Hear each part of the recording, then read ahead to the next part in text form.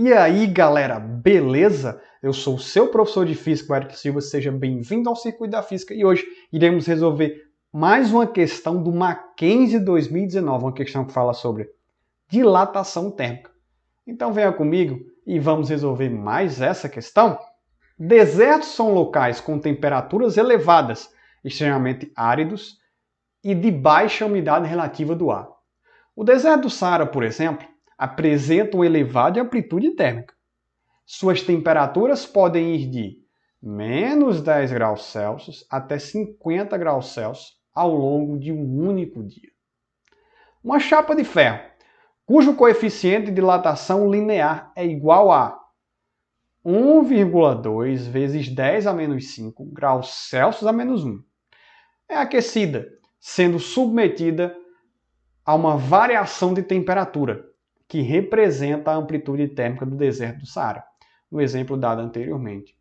Considerando sua área inicial igual a 5 metros quadrados, o aumento de sua área em metro quadrado é de... E as alternativas aí, ok? Para resolver essa questão, a gente tem que dar uma relembrada um pouco sobre dilatação térmica dos sólidos, certo? Mas afinal, o que é uma dilatação térmica, né? Quando um corpo ele é aquecido, ele sofre, né, um aumento de temperatura, ok? Então, esse aumento de temperatura, que é o grau de agitação das partículas daquele corpo, as partículas começam a oscilar em torno do espaço, certo?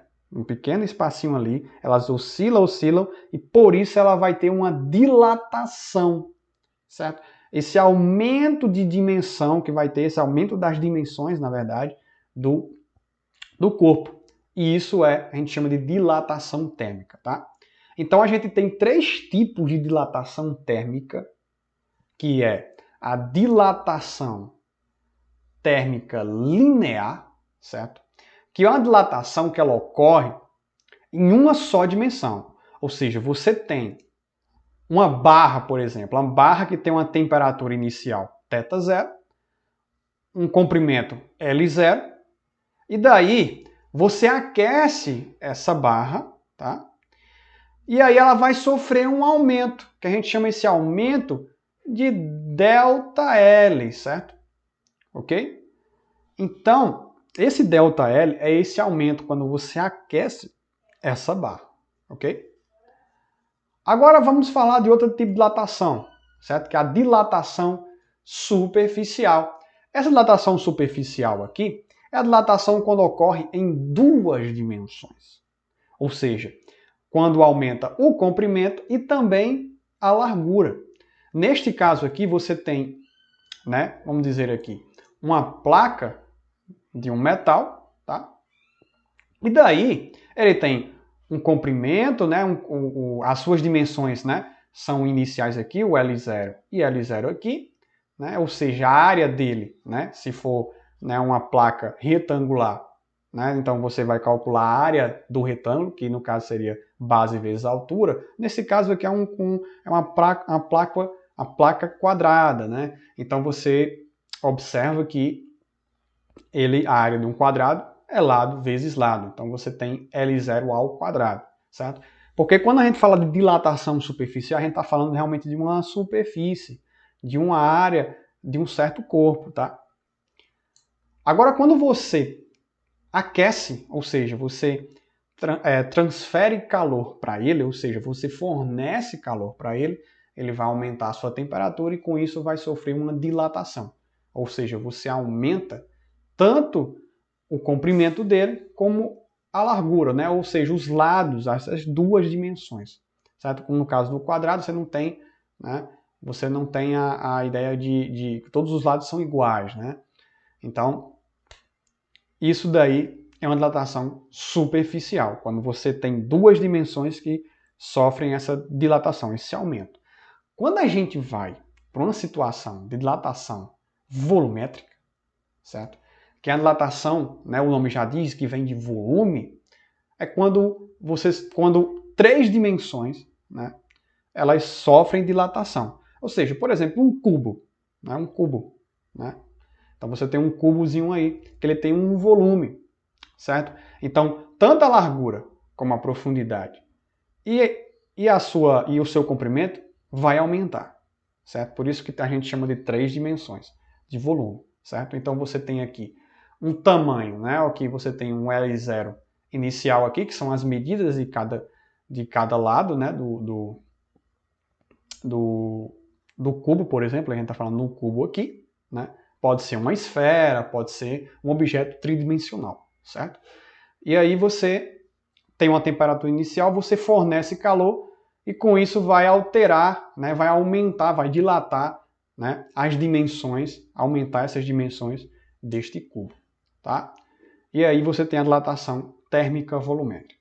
Mas vamos para a questão, né, vamos para a nossa questão aqui, que ela fala o seguinte: e aí, Héricles, como é que eu vou identificar quais, né, qual é a dilatação, né, qual é a fórmula da dilatação que eu vou usar, né, a equação da dilatação que eu vou usar aqui. Observe o seguinte, a questão está falando de chapa de ferro. Isso significa que é uma dilatação superficial. E a questão deixa claro que ele está falando de área inicial. Então, quando fala de área, realmente a gente fala de... Quando a gente está falando de área, a gente relaciona com dilatação superficial, ok? E aí agora fica fácil. Então, para a gente relacionar, né, esse aumento, a gente chama de delta A, certo? Alguns professores usam delta S, tanto faz, certo? Alguns chamam de delta S por causa da dilatação superficial, outros botam delta A, que vem realmente relacionado à área, certo? Então, esse aumento dessa área ela vai depender de quem? Da sua área inicial, tá?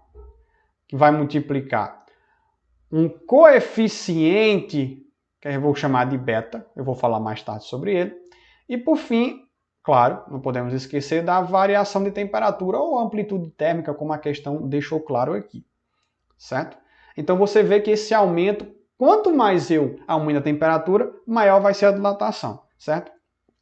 Esse carinha aqui, que é, na verdade, o beta, que eu chamei de beta aqui, ele é o coeficiente de dilatação superficial, que ele está relacionado à característica do material. Ou seja, se o material é de ferro, ele vai ter um valor de dilatação, coeficiente de dilatação. Se ele for de chumbo, vai ter outro valor de coeficiente de dilatação, ok? Mas só que a questão nos traz aqui a dilatação linear. Héricles, tem diferença? Tem sim. Tem sim, meu querido. Porque a dilatação superficial ela é igual a 2 vezes, né, a dilatação linear, certo? Então, é simples. É só você pegar o valor do coeficiente de dilatação linear e multiplicar por 2. E você encontra o coeficiente de dilatação superficial. Ok? Então vamos aos cálculos agora, né? A parte boa. Então você tem aqui o ΔA, que é igual a nossa área inicial aqui, que é de 5 metros quadrados. Eu vou deixar as unidades, né, em outra cor aqui. Vezes, eu vou até expandir um pouquinho aqui, para a gente, que a conta vai ser um pouquinho grande. Veja bem, o nosso beta, ele é o quê?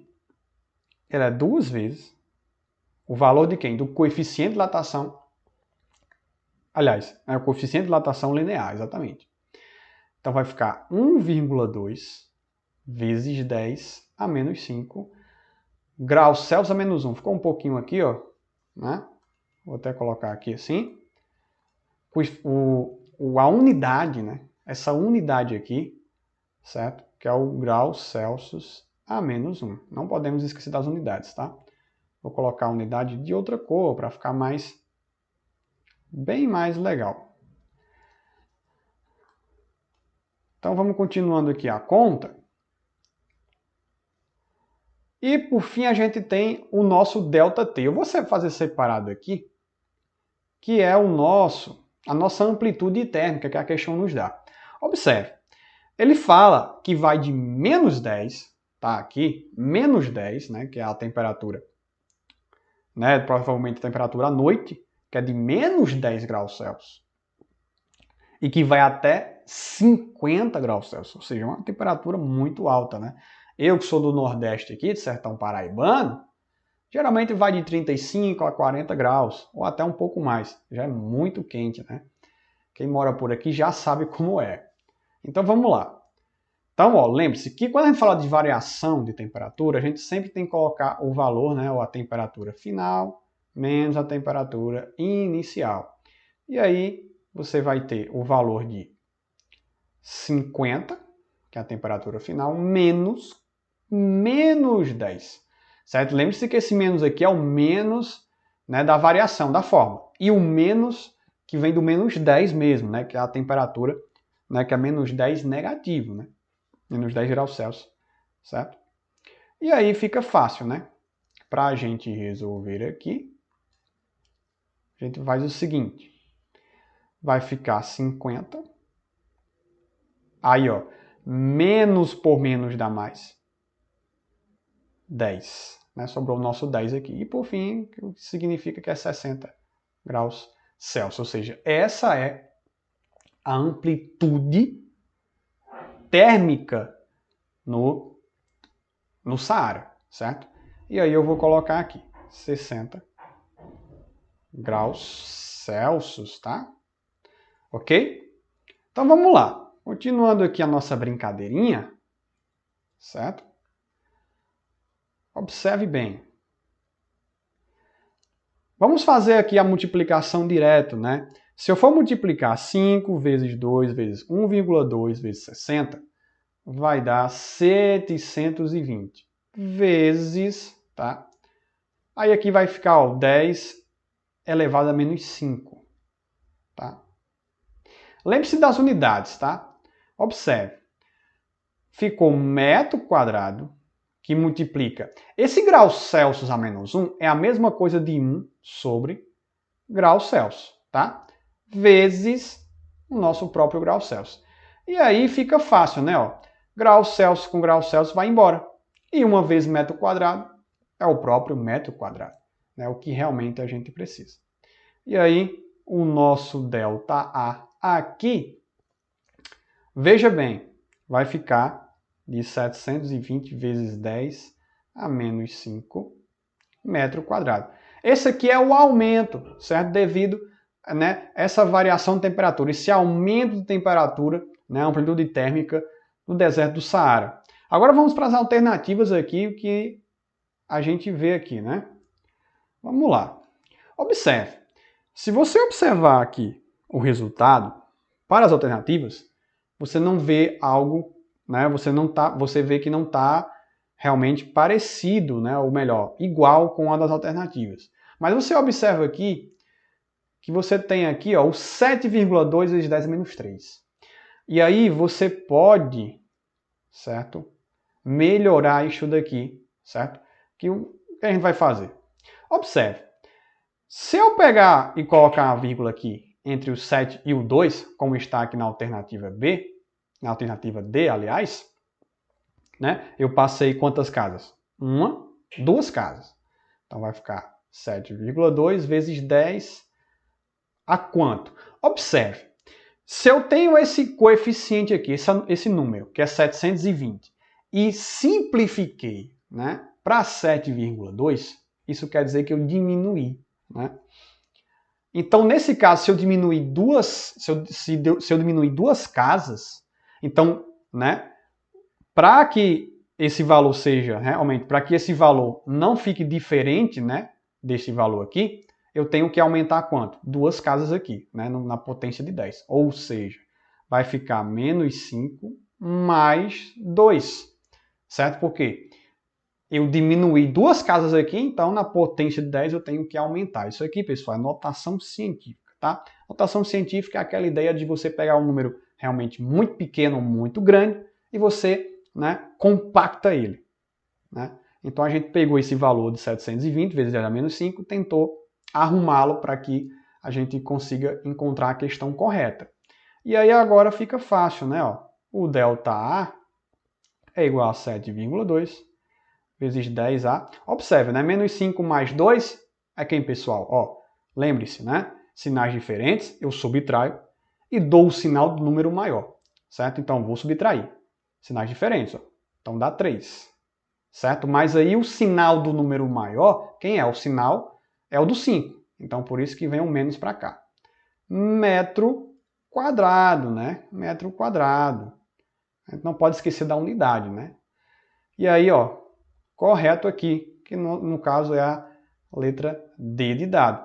Certo, pessoal? Veja como é tranquilo, né? Não tem muito segredo não, certo? É uma questão bem tranquila. E aí a gente encontra este valor aqui, 7,2. Você observa que esse valor é um valor muito pequeno, é um valor pequeno. Às vezes, essas dilatações, né, a gente às vezes nem percebe por olho nu, né? A gente não consegue observar essas dilatações vendo, né, de fato. Né? Só se você tiver realmente, se você tiver uma amplitude térmica muito grande, se você esquentar essa chapa de ferro a 100, 200, 300 graus Celsius, aí você realmente veria, né, a diferença, você veria realmente esse aumento realmente drástico, no caso da chapa de ferro. Mas nesse caso aqui foi uma amplitude térmica de 60 graus Celsius, não é lá grande coisa, né? Para nós seria grande coisa, mas para essa chapa de ferro, né, parece que não é muita coisa, a dilatação foi um número pequeno, tá? Então é isso, galera. Muito obrigado por acompanhar este vídeo, né? E curta o canal, né? Se inscreva no canal, ative o sininho para receber todas as notificações. Isso é muito importante, isso me ajuda bastante. Então, esteja sempre acompanhando esse canal, esse circuito, o circuito da física, né? Esse projeto que estamos continuando aí. Eu passei uma semana sem gravar vídeo, né? E agora voltei com tudo e vamos para frente, vamos evoluindo aí, né?